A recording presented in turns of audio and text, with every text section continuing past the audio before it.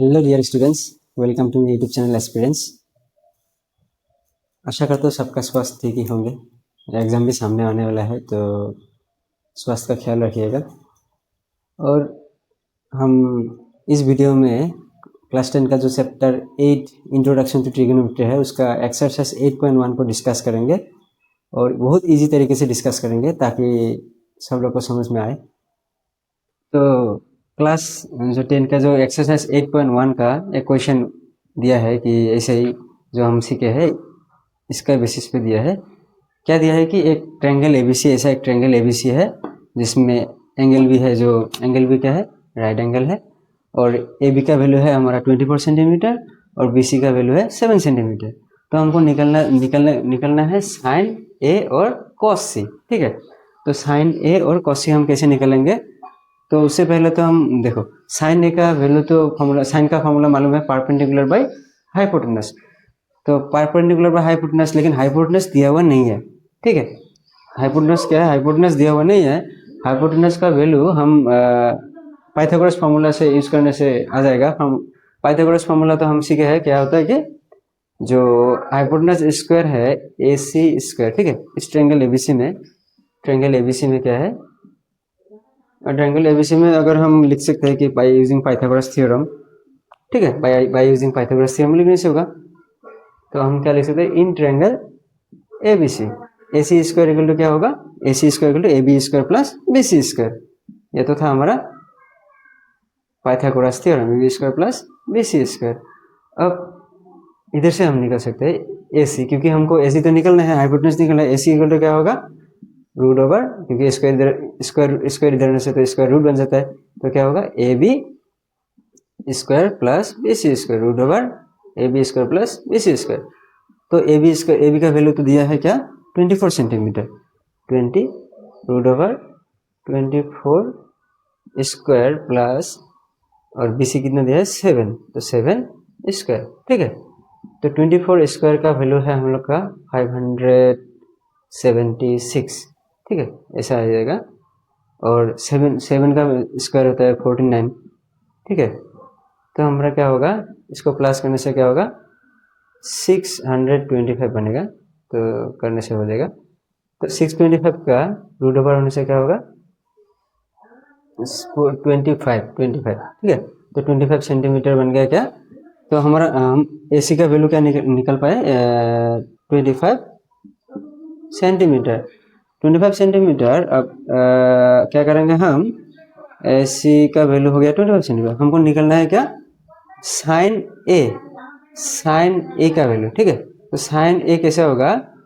Sign ए का value होगा, formula है परपेंडिकुलर बाय हाइपोटेनस।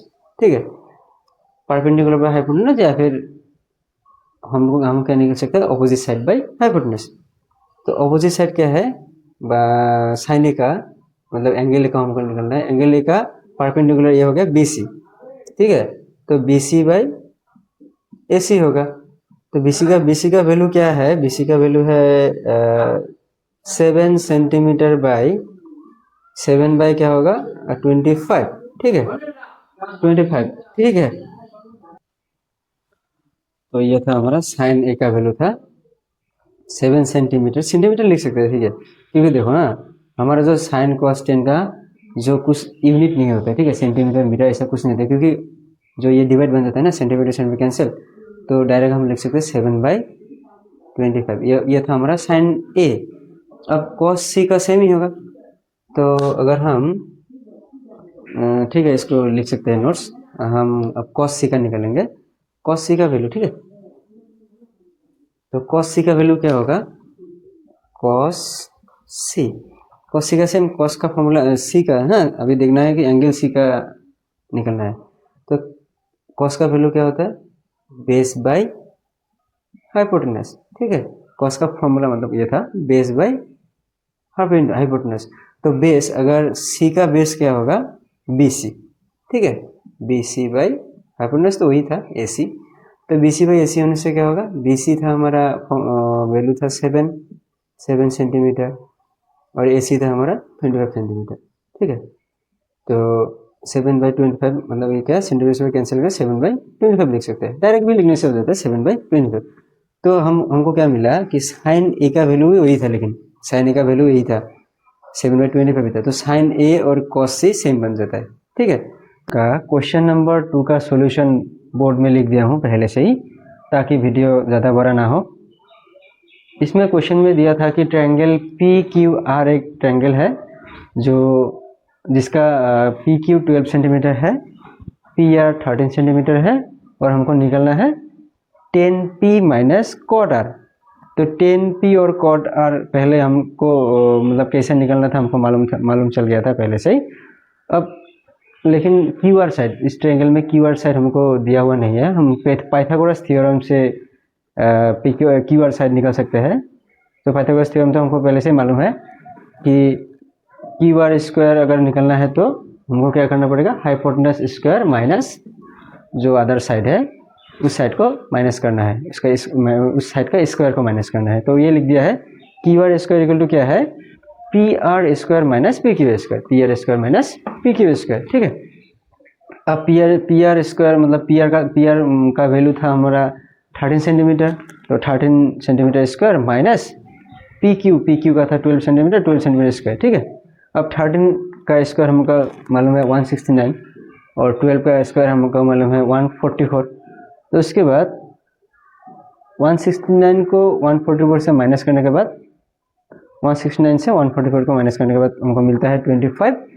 और इधर में हमको ये भी मालूम है कि क्यू आर अगर स्क्वायर को इधर आने से स्क्वायर रूट बन जाता है, तो क्यू आर इक्वल टू क्या है, √25 होने से वैल्यू निकलता है 5 सेंटीमीटर। ठीक है, ये तो था हमारा क्यू आर का वैल्यू क्या निकला, 5 सेंटीमीटर। ठीक है, अब जो निकलने के लिए बोला था कि 10p minus cot R, 10p का वैल्यू क्या होगा, अगर p एंगल से देखा जाए तो 10 का वैल्यू है हमारा परपेंडिकुलर बाय बेस या फिर opposite side by adjacent side. तो परपेंडिकुलर क्या है कि इस एंगल से परपेंडिकुलर बनता है क्यू आर और बेस बनता है पी क्यू। तो क्या होगा, 10p होगा तो क्या, Q R by P Q.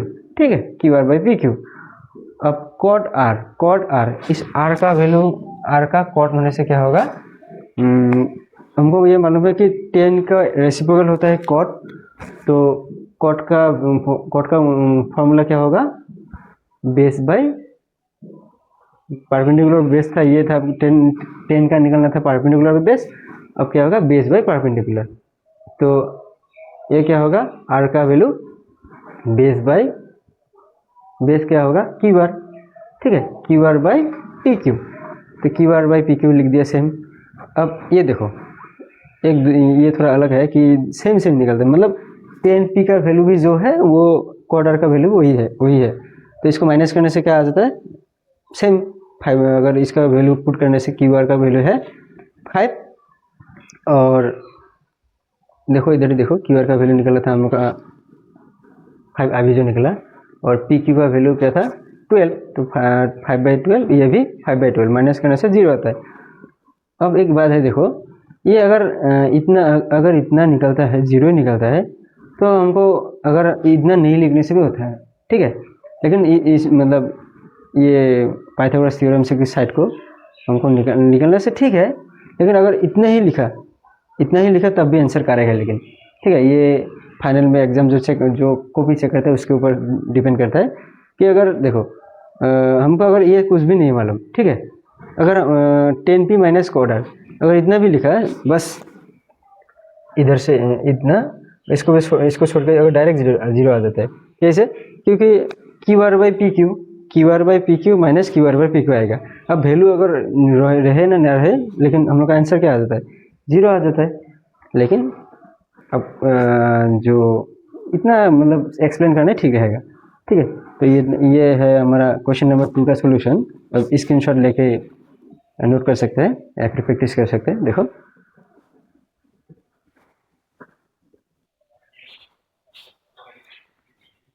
अब क्वेश्चन 3 को देखो। क्वेश्चन 3 में हमको गिवन था कि साइन ए अगर 3/4 होता है तो हमको निकलना है cos a और tan a। ठीक है, साइन ए का वैल्यू गिवन था 3/4। अगर 3/4। अब देखो, अब निकलना था क्या, cos A का वैल्यू क्या होगा और tan A का वैल्यू क्या होगा। अब sin A मतलब क्या होगा, ये देखो हम क्या कर सकते हैं, एक ट्रायंगल ले सकते हैं। ट्रायंगल का पहले ड्रॉ कर दिया, ABC ट्रायंगल है, और ट्रायंगल अगर सॉरी साइन ए निकलना है तो क्या होगा, साइन ए का होने से फॉर्मूला क्या है, परपेंडिकुलर बाय हाइपोटेनस। तो साइन ए का मतलब एंगल ए का परपेंडिकुलर BC होगा, हाइपोटेनस तो AC है, तो BC/AC हम लिख सकते हैं। अब BC/AC होने से हमको तो ये साइन ए का वैल्यू था 3/4, तो 3/4 लिख दिया। अब क्योंकि हमारा इधर कुछ यूनिट दिया हुआ नहीं है, तो हम यूनिट की तरफ से K लिख सकते हैं। तो BC हो गया, हम लोग मतलब सोच लिया कि BC 3K है और AC 4K है। अब क्योंकि हमारा इधर क्या दिया है, BC का वैल्यू दिया है 3K और AC का वैल्यू दिया है 4K, ठीक है। लेकिन AB का वैल्यू दिया हुआ नहीं है, तो AB का वैल्यू हम पाइथागोरस थ्योरम से हम AB का वैल्यू निकाल सकते हैं, जो कि पहले से मालूम था, AB²। अगर AB निकालना है तो क्या, AC² माइनस BC², तो वही AC² माइनस BC² लिख दिया। अब AC का वैल्यू हमारा मालूम है 4K², तो 4K माइनस 3K², ठीक है। 4K² होने से क्या होगा, 4 का स्क्वायर होने से 16, तो 16K² आ गया, और 3 का स्क्वायर मतलब 9K² आ गया। अब AB को निकालने से स्क्वायर जो है इस तरफ आने से स्क्वायर रूट बन जाता है, तो डायरेक्ट 2 स्टेप कर दिया इधर। क्या है कि 16 माइनस 9 होने से 7 बनता है, तो 7√7 हो गया। अब √7 K² का वैल्यू मतलब स्क्वायर रूट होने से K आ जाता है, तो √7 K आ गया। अब क्योंकि हमको निकलना था cos A और tan A, तो cos A, अब देखो cos A होने से क्या होगा, cos का वैल्यू क्या होता है, cos का फॉर्मूला क्या है, बेस बाय हाइपोटेनस। तो बेस आ गया हमारा AB और हाइपोटेनस तो AC है ही, तो AB/AC, ठीक है, AB/AC। अब AB का वैल्यू है √7K, अभी जो निकला था √7K, और AC का वैल्यू तो पहले से मालूम था 4K, तो K कैंसिल हो गया। अब ऐसे K को कैंसिल नहीं कर सकते हैं, तो √7/4 आ गया, ठीक है। और tan A का देखो, A का सेम, tan का फॉर्मूला है क्या, परपेंडिकुलर बाय बेस, तो परपेंडिकुलर था हमारा BC/AB, ठीक है। तो BC का वैल्यू तो 3K और AB का वैल्यू √7K, तो इधर भी K कैंसिल कर दिया, K कैंसिल किया तो 3/√7, ठीक है। तो ये था हमारा क्वेश्चन नंबर 3 का सॉल्यूशन। अगर कुछ प्रॉब्लम लगा तो कमेंट सेक्शन में लिख दीजिएगा, ठीक है। तो ये था हमारा question number 3। Now come to question number 4. So here given 15 cot A equal to 8. Okay. So we need to find sin A and sec A. समझा, दिया है 15 cot A का वैल्यू है 8, तो हमको निकालना है sin A और sec A। अब देखो sin A का वैल्यू हमको पहले से मालूम है, sin का मतलब पहले से मालूम है, हमको sin A का वैल्यू कैसे निकालना है मालूम है कि sin A का वैल्यू हमको निकालना है, sec A निकालना है। अब देखो 15 cot A अगर 1 दिया है तो हमको 15 अगर दिया जाएगा तो क्या होगा, डिवाइड हो जाएगा, ठीक है। तो 15 जाएगा तो डिवाइड हो जाएगा, तो क्या बचा cot A इक्वल टू 8/15। अब cot का वैल्यू हमको मालूम है, cot A का फॉर्मूला क्या है, बेस बाय परपेंडिकुलर, ठीक है। तो AB/BC हो गया। अब AB/BC क्या है, 8/15, ठीक है। अब इधर से हम लिख सकते हैं let AB equal to 8K and BC equal to 15K, ठीक है। So we need to find AC मतलब क्या, वो जो AC का जब हाइपोटेनस है, ठीक है। AC हम कैसे निकाल सकते हैं, वही Pythagoras theorem, AC equal to यही है, AB² प्लस BC²। इधर क्या डायरेक्ट रूट ओवर को लगा दिया कि ताकि, क्योंकि हमको पहले से मालूम है स्क्वायर इधर आने से स्क्वायर रूट बन जाता है, तो root over AB² plus BC², ठीक है। तो उसी तरह हम करने से क्या आएगा, AB का वैल्यू पुट किया, BC का वैल्यू पुट किया, उसके बाद स्क्वायर किया, यह हो गया। इधर इसका भी क्या है, 15 का वैल्यू, 15 का स्क्वायर होने से 225 आ जाता है, ठीक है। तो ये हो गया, इसको प्लस करने से क्या होता है, 289 आ जाता है। उसके बाद 289 का स्क्वायर रूट करने से 17 आ जाता है, ठीक है। ये से क्वेश्चन नंबर 3 का जैसे सेम ही है। अब साइन ए का वैल्यू भी मालूम ही है, साइन ए का क्या होगा, साइन ए का वही है परपेंडिकुलर बाय हाइपोटेनस। ए का परपेंडिकुलर आ जाता है BC/AC, ठीक है। तो BC का वैल्यू पुट किया, AC का वैल्यू पुट किया, उसके आ गया क्या 15/17, ठीक है। इधर देख लो BC का वैल्यू है 15 और AC का वैल्यू क्या निकला 17, तो 15/17 आने से 15/7 आ गया, ठीक है, कैंसिल कर दिया। अब सेक A का भी सेम ही है। सेक A क्या है, सेक का फॉर्मूला क्या है कि बेस बाय हाइपोटेनस था वो कॉस का, तो हाइपोटेनस सेक का होगा हाइपोटेनस बाय बेस, तो A का तरफ A का होने से हाइपोटेनस तो वही है AC बाई, और बेस है AB, तो AC बाई AB आ गया। अब AC का वैल्यू पुट किया 17 के, इधर दिखा है देखो ये है, और AB का वैल्यू है 8 के, इधर था ही पहले से था AB वैल्यू 8 के, तो के कैंसिल किया 17/8। तो ये है क्वेश्चन नंबर 4 का सॉल्यूशन। अब हम क्वेश्चन नंबर 5 को करेंगे।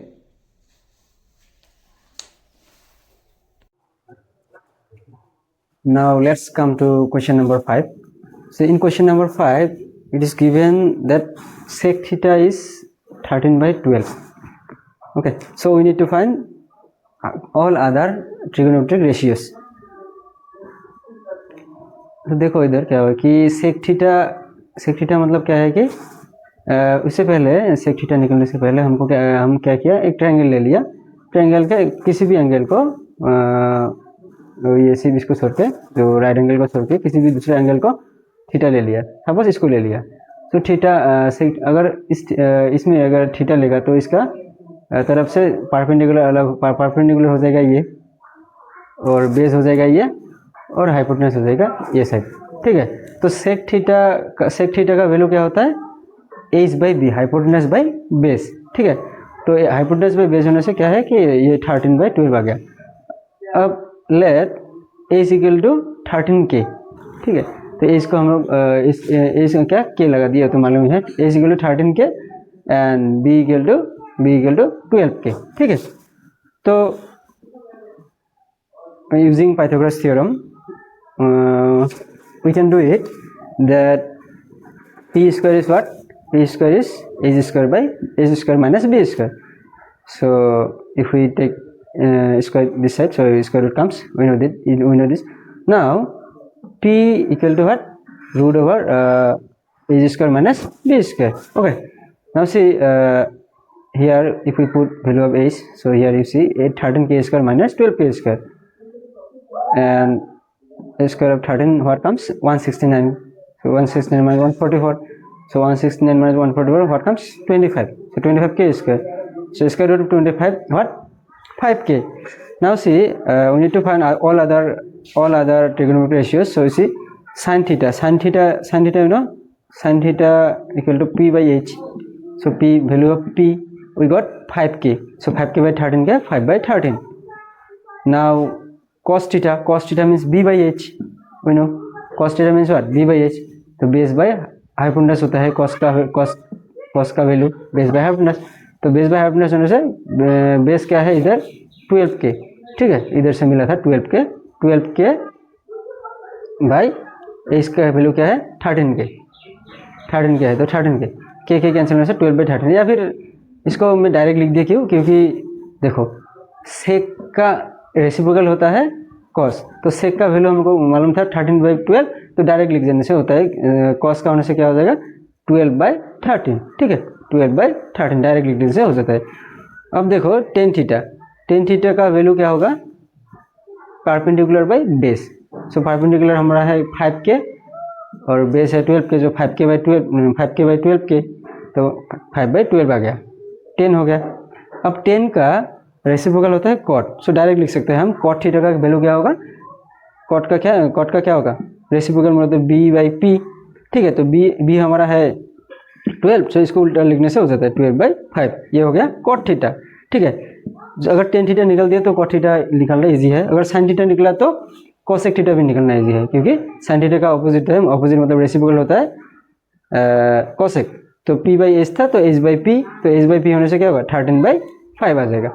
तो ये था हमारा क्वेश्चन नंबर 5 का सॉल्यूशन। मतलब ऐसा क्वेश्चन अगर किसी भी एक का ट्रिगोनोमेट्रिक रेशियो दिया है तो हम दूसरा बाकी सब हम निकल सकते हैं, ये सब ऐसा करके, ठीक है।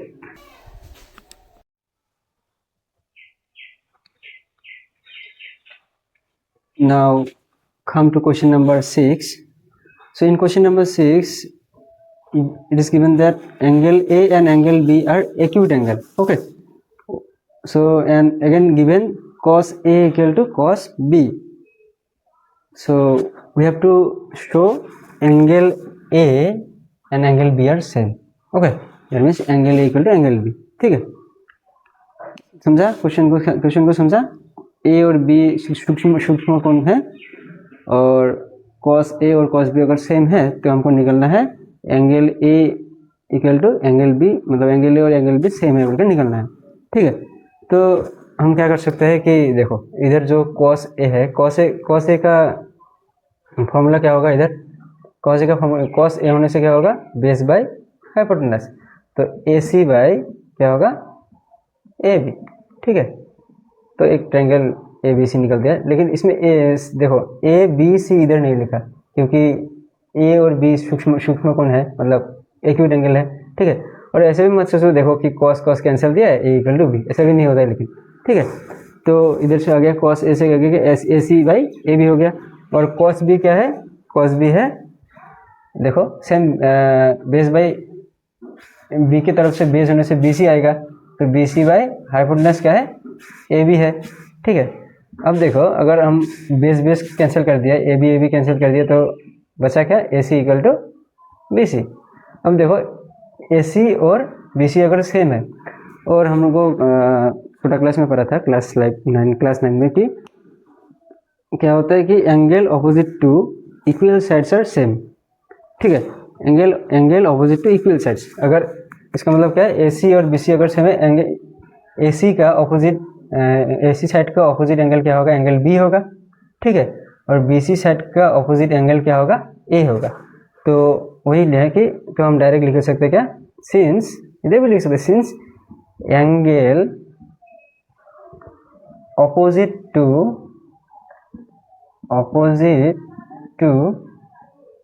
Equal sides are same, therefore angle A equal to angle B।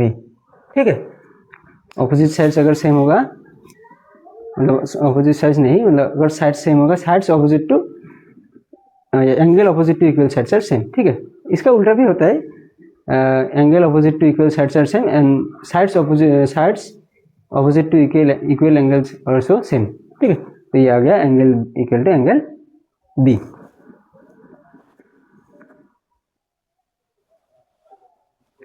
Now see in question number 7. In question number 7 given what, cot theta equal to 7/8।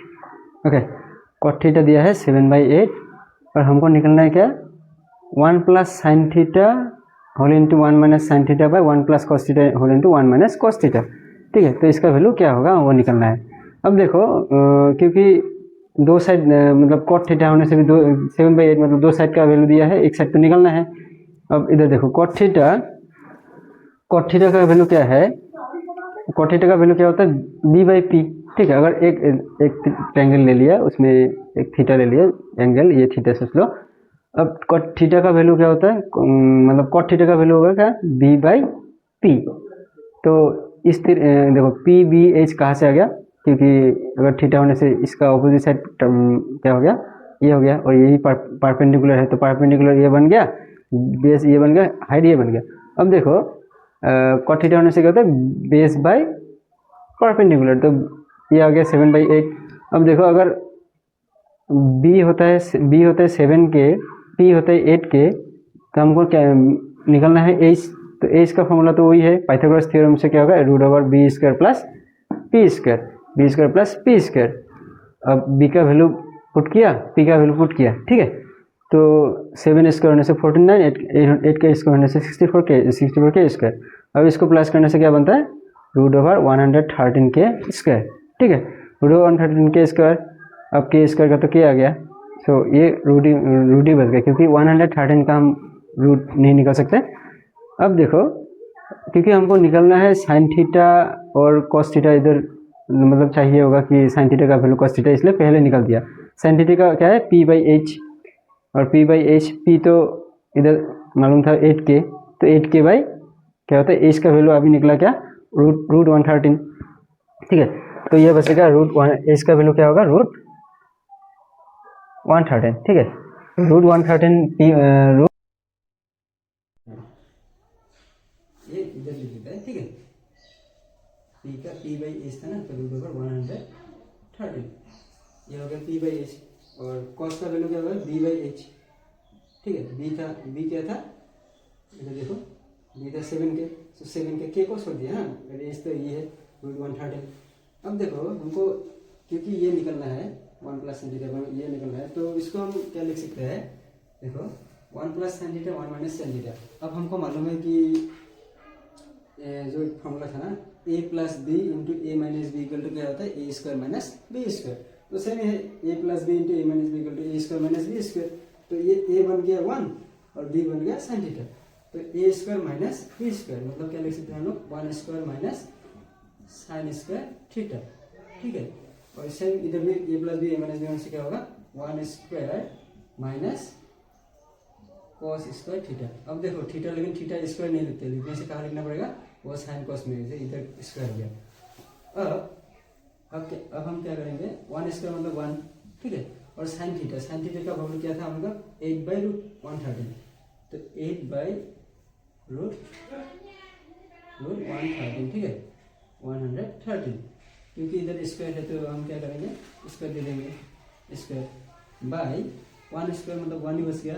Cos square theta मतलब कॉस का वैल्यू क्या था, 7/√113, ठीक है। इसका भी स्क्वायर लिख दिया, 1 स्क्वायर को 1 डायरेक्ट लिख दिया, ठीक है। अब देखो इसको क्या कर सकते हैं, 1 माइनस 8/√113 मतलब क्या, 8 का स्क्वायर क्या होगा,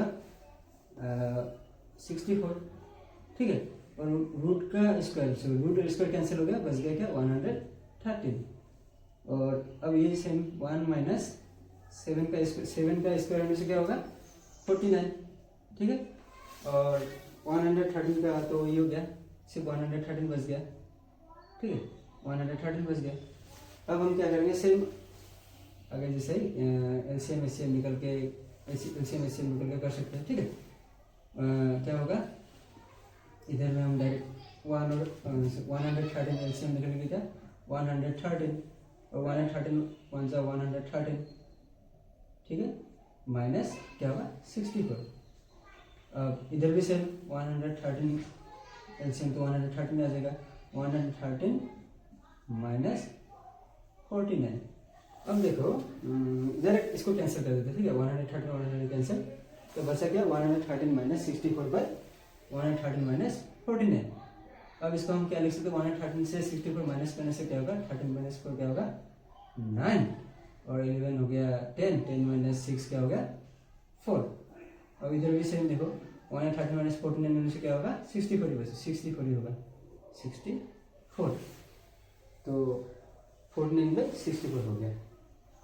तो अंत में लास्ट में हमको क्या मिल गया, इसका जो वैल्यू है 49/64, ठीक है।